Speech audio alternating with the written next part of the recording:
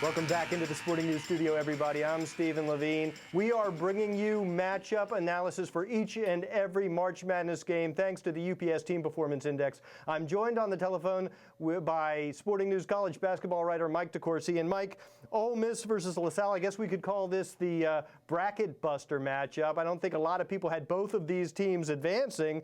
Now you've got a 12 versus a 13. It looks by the TPI numbers like LaSalle might have an offensive advantage and Ole Miss might have a defensive advantage. Is that the way you see it? Well, I don't think that either team is especially proficient defensively. Ole Miss does protect the rim fairly well. Murphy Holloway does a nice job with his physicality and his athleticism. I think that Wisconsin paid the price for that a little bit in the second round. But what I see when I look at those two teams, first of all, I see the value of the first four, the value of the expansion to 68. I wasn't a big proponent of it. I was a huge proponent of it if that was the alternative to 96. Certainly I think that what we're seeing now is the value of a LaSalle being in the tournament. They're a very good basketball team. They weren't able to beat the best teams in the Atlantic 10 on a consistent basis, but they're now beating one of the best teams in the Big 12, the co-champion, and had them pretty soundly for a while. So it's a team that has earned its place here, that has shown that it can really get into defenses with the dribble. That's what they do. They bounce the basketball, they get into the defense, they kick it out, they make shots. And I think that that's something that they'll be able to do against Ole Miss. Ole Miss does not play great perimeter defense.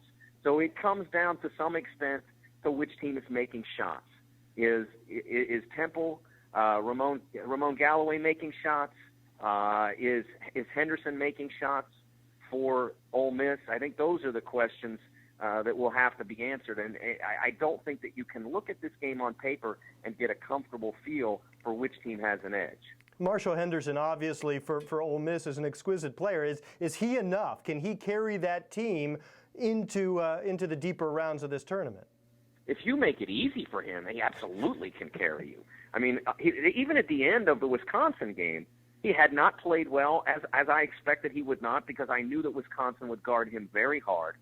But even after a day of really struggling, what surprised me was that he still had some fight in him.